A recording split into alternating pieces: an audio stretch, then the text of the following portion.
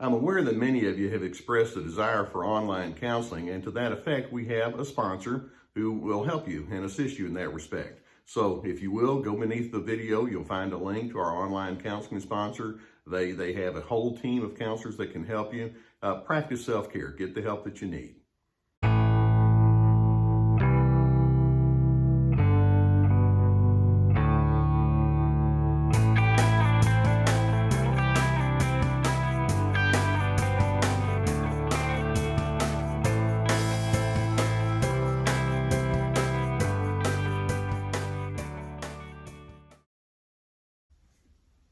Decades ago, I came up with a little term for myself that kind of describes the way that so many people engage with others in their relationships. The term that I use is imperative thinking. Now, I want to give you an idea of what this is like, and as I share this with you, I know for a fact that every single one of you has been exposed to a lot of imperative thinking. You probably use some of it yourself as you engage with other individuals. And on the surface, it can seem like a reasonable way to look at life, but the more you look into it, the more you realize it's a very disruptive pattern of thinking. Now, when we talk about imperatives, we're talking about people that have a command orientation towards life. There's a certain way things need to be. They can be very directive, they can be very authoritative, but then when I say authoritative, most people tend to cross the line and it can turn into authoritarian way of thinking. There's an easy way to determine if you or other individuals are caught up in the imperative style of thinking. Just listen for certain words. Have to, must, can't, should, supposed to, ought to, got to, need to, had better. Those sound very familiar. Now, on the surface, those words can be fine because sure enough, there are times when we need to have a certain amount of structure to our lives. In the early years of every person's life, we need to be taught. Here are the rules, here are the structures, here are the way that we need to do things. Let's have standards in the way that we do things. And so the ought to and the have to and supposed to becomes part of the way little children think. But then over time, we need to build upon that and recognize there's so much more going on than just teaching children and adults, by the way, functions, because that's ultimately what imperative thinking is concerned about. What's the function in front of us? How are things supposed to be? Well, it's just not quite that simple. The bottom line is every one of us has such a wide array of unique ingredients and preferences and feelings and interpretations that nobody can be fit inside a precise groove. Ultimately, duty, obligation, forcefulness is not the ultimate good way to motivate people. It's a way to motivate, but it's not the ultimate way. Now, I want to see if we can look at various ways that imperative thinking can play out. Whenever a person is in their critical mode, they're thinking very, critically toward other individuals. You should have done this. You're supposed to do this. That's their imperative way of thinking. That critical person is saying there's a certain way that things have to unfold my way. Why aren't you doing things the way I say it's supposed to be? That's the imperative style. And we can say also that when a person is being very stubborn, when they're being coercive, when they're being forceful in the way that they do this, and this can be regarding what you feel, they can be forceful regarding the way you're supposed to fulfill tasks, or what your priorities ought to be, or how you're supposed to respond to whatever kind of initiatives others are having. That's the imperative style of thinking.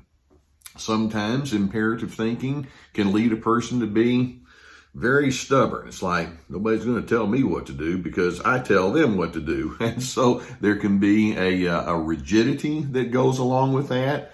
People can be very closed-minded when they have this imperative style of thinking. It leads to non-cooperation. Am I wearing you out by just describing all of this? And again, we can say, imperative people are in any and every dimension of life. Whether we're talking about business or your work setting or at home or in religious circles or in politics or wherever people have opinions, There are those who have the strong imperatives that say, here's how things have to be. Here's how you should have responded. Now, again, we go back and say having structure and having standards is not a bad thing. So what is it about this imperative system of thinking that becomes so disruptive? And really, so much of it comes down to the implied messages that a person is sending when they have this imperative style of thinking. Now, they may not be actually be saying these words out loud, but let's suppose that I come to you and I say, you shouldn't be feeling this way, or you ought to approach a task this way, or why did you do that? It needs to be this instead. That's the imperative. The implied message is, I think you're an idiot, or I don't trust you, or you seem to be pretty defective, or you just don't get it, do you? Or you're beneath me. The imperative carries with it this whole host of what we would refer to as covert communication, and I dare say that almost all of it is pretty insulting and pretty demeaning. And so this is why we can say that when you're in the presence of an imperative person, you can ultimately walk away thinking, well, I sure don't measure up to this person. And as a result, you can have a strong sense of defensiveness. There can be arguing, there can be agitation, there can be an in versus out kind of feeling that this generates. Do you see how this can be a very disruptive style of thinking? And the seductive thing about imperative thinking is that about 100% of the time, the imperative person can be convinced that says, I'm right. Okay, maybe you are right, at least in your own mind you are. And yet notice what it's doing to the relationship. Is being right the ultimate good? And that's a question that imperative people struggle with. I like being right, but I like being loving even better. And so what would that mean? What would happen if you and I learn to modulate our imperatives? Now, notice I'm not saying we're going to get rid of all of it, although actually that takes me down a rabbit trail I'm not going to go down. But what if we were to say, you know what?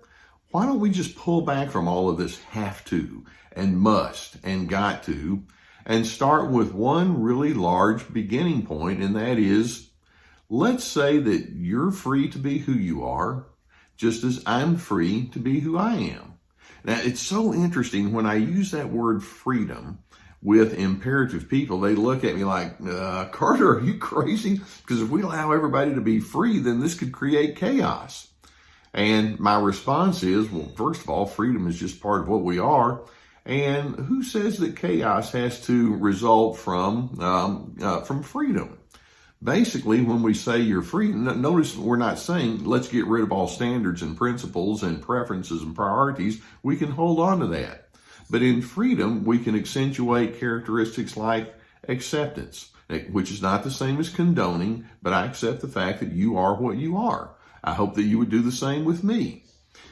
In freedom, we accept the fact that, or we accentuate flexibility. I know that I've got my preferences. I know you have yours. You have your grooves. I have my grooves. It looks like we're going to need to have a certain flexibility because not everybody's going to think exactly the same. I can handle that. It can create a curiosity. Since you don't always think the same as I, and I don't always prioritize the same as you, what makes you tick? Let's talk about that. And let's talk about what our backstories are. It can lead toward a commitment to harmonizing, which is not the same as blind loyalty or forced conformity. It can lead to an attitude of authenticity. Let's just be real with one another as opposed to trying to fit each other inside the groove. Now, one of the things that I do believe is even as we drop the heavy use of imperatives, we can still have consequences. You know, if somebody, let's say, screams at me and they want to motivate me with guilt induction, well, and that's their imperative, actually, you're free. You get to be that way.